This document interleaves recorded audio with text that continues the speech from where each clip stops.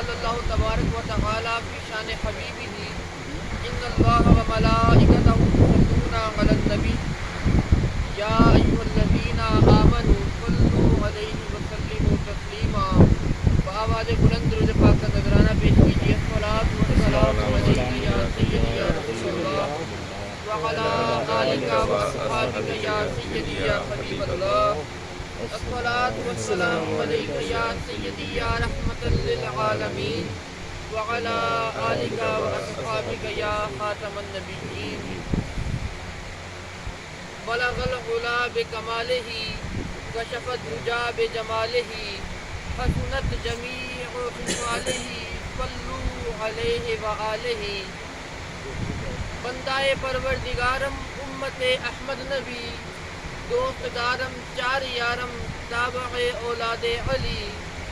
مذہب حنفیہ دارم ملت حضرت خلیل خاک پائے غوث اعظم زیر سایہ ہر ولی. خاک پائے غوث اعظم زیر سایہ ہر ولی. اللہ جل شانہ کا بے پایا فضل و احسان ہے جس نے ایک مرتبہ پھر یہ عید کا دن یوم جمعہ دیکھنا نصیب فرمایا. پروردگار عالم سے دعا ہے کہ ہم سب کو اس برکتوں والے دن کی ڈھیروں ڈھیر فضیلتیں برکتیں رحمتیں لوٹنے کی توفیق نصیب فرمائے. اللہ جل شانہ نے قرآن عظیم الشان میں ارشاد فرمایا وَإِذْ يَرْفَعُ إِبْرَاهِيمُ قَوَاعِدُ. اور اس وقت کو یاد کریں کہ جس وقت حضرت ابراہیم خلیل اللہ علیہ السلام بنیادیں کھڑی کر رہے تھے.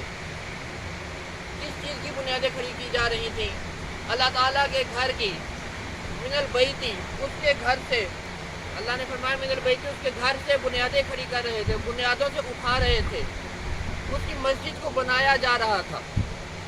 جب تک مسلمان باقی رہیں گے, جب تک قیامت قائم نہ ہو جاتی, تب تک قرآن مجید کا ذکر ہوتا رہے گا, تلاوت ہوتی رہے گی, بار بار قرآن کی آیات کو پڑھا جاتا رہے گا. اور ان آیات میں حضرت ابراہیم علیہ السلام کی اس یادگار کو بھی بار بار دہرایا جاتا رہے گا کہ اللہ تعالیٰ نے اتنی ادا یہ پسند آ گئی رب تعالیٰ کو, اپنے پیارے خلیل سیدنا ابراہیم علیہ السلام کی یہ ادا اتنی محبوب لگی کہ اللہ تعالیٰ نے اپنی لاریب کتاب اور لا فانی کتاب اور ایسی کتاب جو رب العالمین جو نہ خالق ہے نہ مخلوق ہے, جو رب العالمین کی صفت ہے, اپنی صفت والی کتاب میں اللہ تعالیٰ نے اس یادگار کا تذکرہ فرما دیا کہ آپ اس وقت کو یاد کریں جب سیدنا ابراہیم خلیل اللہ علیہ السلام میرے گھر کی بنیادوں کو اٹھا رہے تھے, بلند کر رہے تھے, اللہ تعالیٰ کا گھر تعمیر فرما رہے تھے.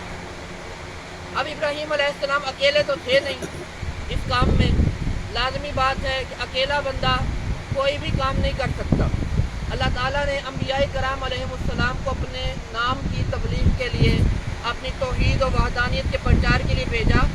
پھر فرمایا, یہ بھی قرآن میں فرمایا کہ ہم نے آپ کو اپنے ماننے والوں اور اپنے چاہنے والوں کے ذریعے تقویت دی, کہ ہم نے آپ کے بازوؤں کو, آپ کے ہاتھوں کو مضبوط کر دیا ان لوگوں کے ذریعے جو ہمیں مانتے ہیں, جو مسلمان کہلاتے ہیں اپنے آپ کو. ابراہیم علیہ السلام جب خانہ کعبہ سے بیت اللہ شریف کی بنیادوں سے دیواروں کو بلند فرما رہے تھے, اس وقت آپ اکیلے تو تنہا تو تھے نہیں. آپ کے صاحبزادے حضرت اسحاق علیہ السلام بھی ساتھ شامل تھے, آپ کے شہزادے سیدنا اسماعیل علیہ السلام بھی شامل تھے, آپ کے بھتیجے حضرت سیدنا لوط علیہ السلام بھی شامل تھے. اب کوئی مزدوری کر رہا ہے, کوئی اینٹیں اٹھا رہا ہے, کوئی گارے کا پلستر لگا رہا ہے, اللہ تعالیٰ کا گھر تعمیر کیا جا رہا ہے.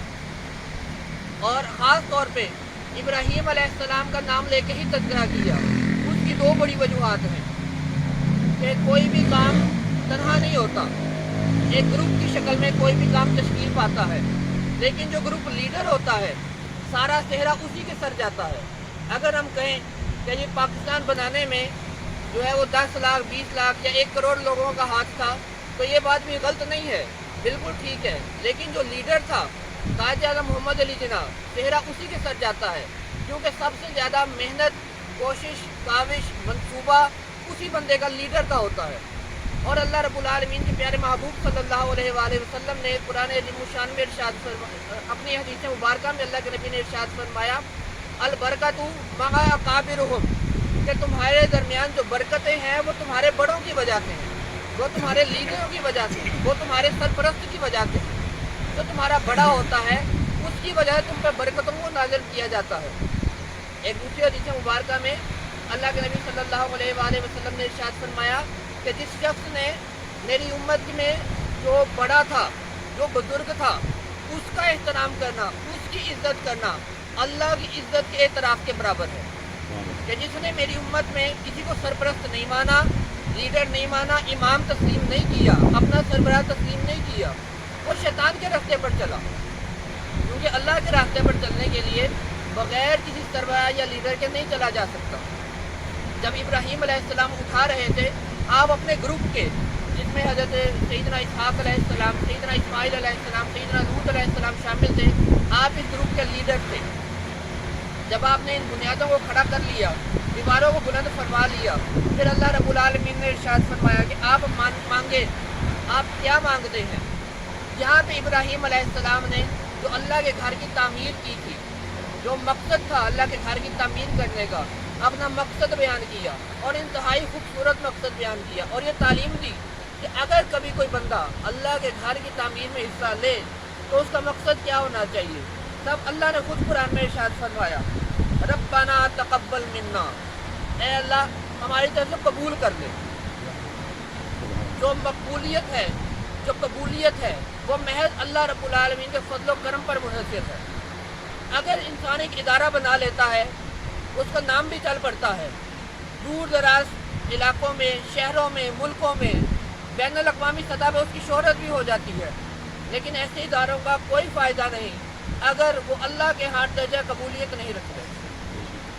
اگرچہ ایک چھوٹا ہی ادارہ کیوں نہ ہو، چھوٹا ہی مقام کیوں نہ ہو، لیکن اللہ رب العالمین کی بارگاہ میں اگر قبول ہو گیا تو وہ انشاءاللہ انسان کی دنیا میں بھی اس کے کام آئے گا، آخرت میں بھی اس کے کام آئے گا۔ King Edward University, Punjab University, UET، ملک پاکستان میں لاہور کے بڑے بڑے ادارے ہیں، لیکن کئی ادارے ایسے بھی ہیں کہ جنہیں اللہ رب العالمین نے اپنی مقبولیت سے نوازا ہے۔ وہ دینی مدارس ہیں، وہ دینی درسگاہیں ہیں جہاں پہ اللہ رب العالمین کا ذکر خیر کیا جاتا ہے، اس کے محبوب نبی صلی اللہ علیہ وآلہ وسلم کی تبلیغ کو عام کیا جاتا ہے۔ اگر شہر لاہور کی بات کرتے ہیں، جامعہ نعیمیہ ایک بڑا نام ہے، جامعہ نظامیہ بڑا نام ہے، جامعہ حجویریہ ہے، دارالعلوم حزب الاحناف ہے، اس کے علاوہ ملک پاکستان میں بے شمار ادارے ہیں، اور جہاں کسی بھی ایک یونیورسٹی سے کم تعداد میں تعلیم نہیں دی جاتی، کم معیار کی تعلیم نہیں دی جاتی، بہترین تعلیمی معیار دینی درسگاہوں میں بھی رکھا گیا ہے۔ یہ خاص خیال رکھا گیا ہے کہ جن درسگاہوں میں، جن مقامات پر اللہ رب العالمین اور اس کے محبوب صلی اللہ علیہ وآلہ وسلم کے دین کی تبلیغ ہونی ہے، ان کے معیار میں بھی برابر کمپرومائز نہ کیا جائے۔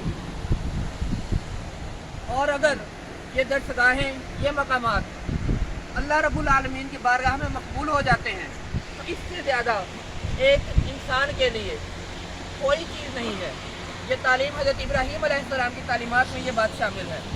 پھر فرمایا کہ اے اللہ ہم خوشی سے مانگتے ہیں، انک انت السمیع العلیم، تو سننے والا ہے، تو جاننے والا ہے، تو دلوں کے رازوں کو جانتا ہے۔ اے اللہ ہم تیرے رضامندی کے لیے تیرے گھر کی دیواروں کو بلند کر رہے ہیں، تیرے آگے عاجزی سے سر تسلیم ہم کر رہے ہیں۔ اے اللہ ہماری اس کاوش کو قبول فرما، ہمارے ادارے کو، ابراہیم علیہ السلام نے دعا کی، جو بلڈنگ، جو تعمیر ہم نے کی ہے، اسے اپنی بارگاہ میں قبول فرما لے۔ اللہ رب العالمین نے فرمایا میں قبول کرتا ہوں، اس کے علاوہ کیا مانگتے ہو؟ دوسری تعلیم حضرت سیدنا ابراہیم خلیل اللہ علیہ السلام نے جو ہمیں دی ہے، آنے والے لوگوں کو دی ہے، کہ اگر اللہ قبول کر لے اور تمہیں اختیار مل جائے کہ اللہ کہتے کہ ہاں مانگو، کیا مانگتے ہو، میں خوش ہوا تمہاری تعمیر پہ، کیا مانگتے ہو؟ تو ابراہیم علیہ السلام نے بتایا ربنا وجعلنا مسلمین لک، اے اللہ ہمیں مسلمان رکھنا، ہمیں اپنے ماننے والوں میں رکھنا، ہمیں اپنے سامنے سر جھکانے والوں میں رکھنا، ومن ذریتنا امۃ مسلمۃ لک، اور ہماری ذریت میں، ہماری اولادوں میں، ہماری اولادوں میں وہ امت شامل فرمانا کہ جو تیرے ماننے والوں میں ہو، جو مسلمانوں میں ہو، جو تیرے سامنے جھکنے والوں میں ہو، جو تیرے احکامات پر عمل کرنے والوں میں ہو۔ اگر کوئی اختیار مل جائے اللہ رب العالمین کی طرف سے کہ مانگو کیا مانگتے ہو، تو اللہ رب العالمین کے پیارے خلیل حضرت سیدنا ابراہیم علیہ السلام نے بتا دی، ایمان کی سلامتی مانگ لینا، اپنے لیے بھی مانگنا اور اپنے لیے اپنی آنے والی اولادوں کے لیے بھی مانگنا۔ اس کے بعد حضرت سیدنا ابراہیم علیہ السلام نے جو اگلی دعا اللہ رب العالمین سے عرض کی، ربنا وابعث فیہم رسولا منہم، اے اللہ جو امت کو بھیجے گا اب اس امت میں، آنے والی امت میں ایک اپنا رسول بھی بھیج دینا۔ اللہ رب العالمین نے پوچھا نا کیا مانگتے ہو، میں نے قبول بھی کر لیا، میں نے تمہیں مسلمانوں میں بھی رکھا، تمہاری اولادوں میں بھی مسلمانوں کو رکھا، اس کے علاوہ کچھ؟ حضرت ابراہیم علیہ السلام نے عرض کی اللہ جی اب وہ دے دے جو تیرے پاس بھی ایک ہی ہے۔ سبحان اللہ، سبحان اللہ، تیرے پاس ہر چیز بے شمار ہے، یہ زمین ہے بے شمار زمینیں ہوں گی، انسان کی عقل محدود ہے، آسمان ہے، ساتوں آسمانوں کا تذکرہ اللہ نے قرآن میں فرمایا ہے، اس کے علاوہ اللہ بہتر جانتا ہے کتنے عالمین ہیں۔ اللہ نے فرمایا الحمدللہ رب العالمین، میں تمام جہانوں کا پالنے والا، اسی کے لیے تمام تعریفیں ہیں۔ وہ کتنے جہان ہیں، 2 ہیں، 10 ہیں، 20 ہیں، ہزاروں ہیں، کروڑوں ہیں، یہ اس کی ذات بہتر جانتی ہے، وہ تمام جہانوں کا پالنے والا ہے۔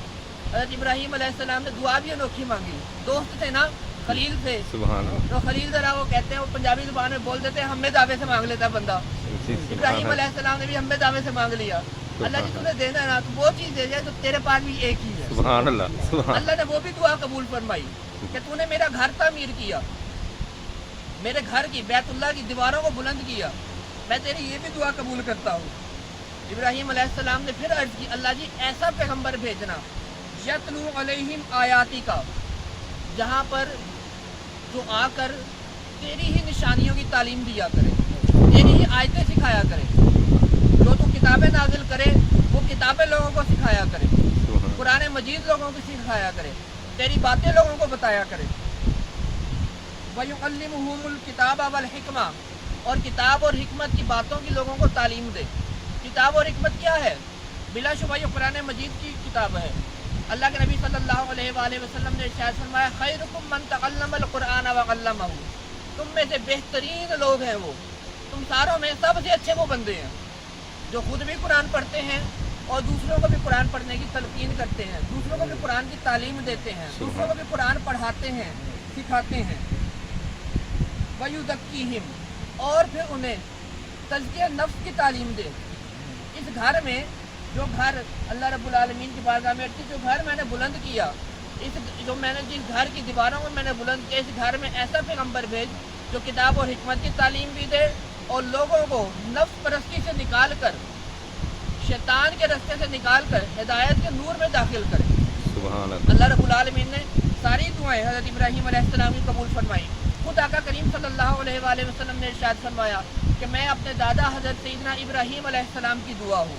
سبحان انہوں نے اللہ، دعا مانگی تھی، اس دعا کے بدلے میں اللہ تعالیٰ نے مکہ شہر میں مجھے ولادت عطا فرمائی ہے۔ سبحان اللہ، یعنی سبحان آقا اللہ، صلی اللہ علیہ وآلہ وسلم نے ارشاد فرمایا جس شخص نے اللہ رب العالمین کی رضامندی کے لیے اس کے گھر کی تعمیر میں حصہ لیا، اس کے گھر کی تعمیر اللہ رب العالمین کے نام پر اس کے گھر کی تعمیر کرنا کوئی معمولی کام نہیں ہے، یہ انبیاء کی سنت ہے۔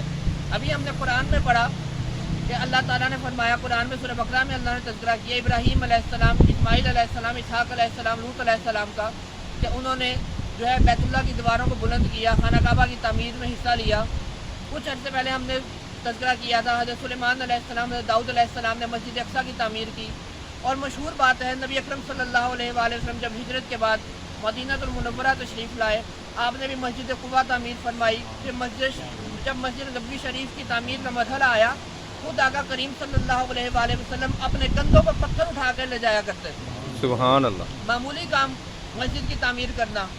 آقا کریم صلی اللہ علیہ وآلہ وسلم نے ارشاد فرمایا جس شخص نے کسی مسجد کی تعمیر میں حصہ لیا، اتنا کتنا حصہ، مسجد بنانے جتنا، ایک سریہ دینا، فرش بچھانے میں حصہ لیا، دیواریں کھڑی کرنے میں حصہ لیا، کوئی مقدار بھی تو ہونی چاہیے نا کہ کم از کم اتنا حصہ کتنا ہونا چاہیے۔ اب جگہ جگہ بینر لگے ہوئے قربانی کا حصہ 16,000 17,000 20,000 22,000. بکرے کی قربانی کرے بکرے کا جو ہے وہ 27,000 30,000 حصہ مقرر کیا نا. اللہ کے نبی سے بھی صحابہ کرام رضوان اللہ علیہم اجمعین نے پوچھا حضور کم از کم حصہ مسجد کی تعمیر میں کتنا ہونا چاہیے؟ محبوب نبی صلی اللہ علیہ وآلہ وسلم نے ارشاد فرمایا کم از کم اتنا حصہ ضرور لو کہ جتنے حصے پہ آ کر ایک کبوتر بیٹھ سکے. سبحان اللہ سبحان اللہ. صرف اتنا ایک گٹھ کا حصہ نہیں ہوتا. کبوتر کے پنجے کتنے ہوتے ہیں؟ 3 انچ. دونوں پنجے ملا کے 3 انچ کے بن جائیں گے. محبوب نبی صلی اللہ علیہ وآلہ وسلم نے فرمایا جس نے اتنا بھی حصہ لے لیا نا کل قیامت کے دن اللہ رب العالمین اسے جنت الفردوس میں اعلیٰ محل عطا فرمائے گا. سبحان اللہ سبحان اللہ. اور جس شخص نے مسجد کی صفائی میں حصہ لیا, مسجد کے اندر کوڑا پڑا ہوا تھا, مسجد کے اندر گند بکھرا ہوا تھا, جانور وغیرہ پرندے وغیرہ اڑ کے آ جاتے ہیں, کچھ تنکے وغیرہ بکھیر دیتے ہیں, کسی نے وہ تنکے اٹھانے میں حصہ لیا. حدیث مبارکہ کے الفاظ ہیں کہ جس شخص نے مسجد سے کسی تنکے کو صاف کیا, تنکے کو باہر نکالا, جو چیز مسلمانوں کو تکلیف دیتی تھی, جس شخص نے اس چیز کو باہر نکالا, اللہ رب العالمین اس کے دل سے ظلمت و تاریکی کو دور فرما دے گا. سبحان اللہ سبحان اللہ. ہدایت کے نور سے روشن فرما دے گا. سبحان اللہ. مسجد کی تعمیر میں حصہ لینا یہ انبیاء کرام علیہ السلام کی سنت ہے, صحابہ کرام رضوان اللہ علیہم اجمعین کی سنت ہے, اہل بیت عظام کی سنت ہے. اللہ رب العالمین کے گھر کی تعمیر میں حصہ لینا یہ اللہ کا کرم ہوتا ہے. وہ جس بندے کو اپنے کام کے لیے چن لیتا ہے, ہر بندے کو وہ اپنے کام کی توفیق نہیں دیتا. صرف چند بندے ہوتے ہیں کہ جنہیں وہ اپنے کام کی توفیق عطا فرما دیتا ہے. اور پھر آہستہ آہستہ میں اکیلا ہی چلا تھا جانب منزل مگر لوگ ملتے گئے, کارواں بنتا گیا. سرپرست ایک ہی کھڑا ہوتا ہے, لیڈر ایک ہی کھڑا ہوتا ہے, نام بھی لیڈر کا ہی آتا ہے. اسی لیڈر اسی کی چھتری میں اسی کی چھاؤں میں تمام لوگ ملتے جاتے ہیں اور کام کرتے جاتے ہیں. جب وہ کام پورے ہو جاتے ہیں شرط یہ ہے کہ اخلاص اور نیت کا خالص ہونا. اللہ رب العالمین کی بارگاہ میں تمام اعمال کا دار و مدار نیتوں پر ہے. وہ دلوں کے رازوں کو بہتر جانتا ہے. نیت یہ نہ ہو کہ آج میں یہ کام کر رہا ہوں, کسی غریب کے گھر میں راشن دے رہا ہوں, کل 7 اخباروں میں میری نیوز آئی ہو. یہ نیت نہیں ہونی چاہیے. نیت یہ ہونی چاہیے کہ آج اللہ کے پیارے نبی صلی اللہ علیہ وآلہ وسلم نے ارشاد فرمایا جب اللہ کی راہ میں دو ایسے دو کہ دائیں سے دو تو بائیں کو پتہ نہ چلے. سبحان اللہ. ہمارے یہاں پہلے میڈیا کو بلوایا جاتا ہے, بعد میں اللہ کے نام پہ خرچ کیا جاتا ہے. نیت کا اخلاص سب سے زیادہ ضروری ہے. جس نے خالص نیت کے ساتھ اللہ رب العالمین کی گھر کی تعمیر میں حصہ لیا, اللہ رب العالمین نے دنیا میں بھی بھلائیاں عطا فرماتا ہے اور آخرت میں بھی بھلائیاں عطا فرماتا ہے. اللہ رب العالمین کی بارگاہ میں دعا ہے اور یہ اللہ کریم کا وعدہ ہے کہ بندہ جو بھی عمل کرتا ہے, جو بھی اللہ کی راہ میں خرچ کرتا ہے, قرآن مجید میں اللہ نے ارشاد فرمایا اس کی مثال ایسے ہے جیسے ایک گندم کا دانہ ہے. جب گندم کا دانہ بویا جاتا ہے پھر اس میں سے ایک ڈالی نکلتی ہے. ایک ڈالی پہ 7 خوشے ہوتے ہیں, ہر خوشے پر 100 دانے ہوتے ہیں. اللہ تعالیٰ مثال دے کے سمجھا رہا ہے, یعنی ایک دانے کو بونے سے 700 دانے نکل رہے ہیں. اس پر ہی اللہ نے بس نہیں کی, اللہ نے آگے بھی کہا کہ اگر اللہ چاہے تو اس سے بھی مزید بڑھا سکتا ہے. جس شخص نے اللہ کی رضامندی کے لیے ایک بیج بو دیا, اللہ رب العالمین یقیناً اسے 700 گنا یا اس سے بھی زیادہ عطا فرماتا ہے. ایک مرتبہ ایک سائل نے ام المومنین سیدہ عائشہ صدیقہ رضی اللہ تعالیٰ عنہ کے دروازے پہ دستک دی. آپ روزے سے تھی, افطاری کا وقت بھی بالکل نزدیک تھا. خادمہ نے پوچھا کون ہے؟ عرض کی ام المومنین سائل آیا ہے, کھانے کو کچھ مانگتا ہے. سامنے 2 روٹیاں پڑی تھی, اٹھا کے دے دی. خادمہ نے عرض کی ام المومنین آپ نے روزہ کھولنا ہے, افطار کرنا ہے, کس سے افطار کریں گی؟ فرمایا ہمارا اللہ مالک. افطار کا وقت ہوا, پانی پیا, نماز ادا کرنے چلی گئی. اب نماز ادا فرما رہی تھی, پیچھے دروازے پہ دستک ہوئی. خادمہ نے دروازہ کھولا, باہر ایک آنے والے کھڑا تھا, اس نے ہاتھ میں ایک چنگیر ٹوکری پکڑ رکھی تھی. خادمہ نے پوچھا اس میں کیا ہے؟ بتایا کہ فلاں صحابی نے ام المومنین کی خدمت میں روٹیاں بھیجی ہیں. انہوں نے کہا ٹھہرو میں پوچھ لوں. اندر گئی, خادمہ اندر گئی, جا کے ام المومنین سے پوچھا فلاں صحابی نے آپ کی خدمت میں نذرانہ پیش کیا روٹیوں کا. پوچھا کتنی روٹیاں ہیں؟ خادمہ نے آگے باہر سوال کیا بھائی کتنی روٹیاں ہیں؟ وہ اگلا آنے والا کہنے لگا 18 روٹیاں ہیں. سبحان اللہ. ام المومنین رضی اللہ تعالیٰ عنہ نے ارشاد فرمایا یہ میری نہیں ہے, اسے کو یہ واپس لے جائے, یہ کسی اور کی ہے. وہ خادم واپس لے گیا. چند لمحے گزرے, دوبارہ واپس آیا, دروازہ کھٹکھٹایا. خادمہ نے دروازہ کھولا, دیکھا وہی بندہ کھڑا ہے. पूछा कि हाँ भाई क्या बात है, वो कहने लगा फलां साहबी ने उम्मुल मोमिनीन की खिदमत में रोटियां भेजी हैं। पूछा कितनी रोटियां हैं, अर्ज की 20 रोटियां हैं। जिस वक्त उम्मुल मोमिनीन की बारगाह में अर्ज किया गया तो उम्मुल मोमिनीन फलां साहबी ने 20 रोटियां नजर पेश की है। हज़रत सईदा आयशा सिद्दीक़ा रज़ी अल्लाह ताला अन्हा ने इरशाद फरमाया ये हमारी रोटियां हैं, क्योंकि अल्लाह के नबी ने कहा था, अल्लाह के नबी ने इरशाद फरमाया था कि तुम एक दो, अल्लाह उसके बदले में तुम्हें 10 अता फरमाएगा। सुभान अल्लाह, ये सुभान हमारे लिए अल्लाह, आई हैं। सुभान तवक्कुल अल्लाह, मजबूत था, अकीदा मजबूत था, यकीन था कि आज मैं एक खर्च कर रही हूँ, इसके बदले मुझे 10 जरूर मिलेंगे। बेशक, अगर आज अल्लाह रब्बुल आलमीन की सिफात बिल्कुल कामिल हैं, वो जैसे थी वैसी ही आज भी मौजूद हैं, उसकी रहमत के खजाने में किसी किस्म की कमी नहीं हुई।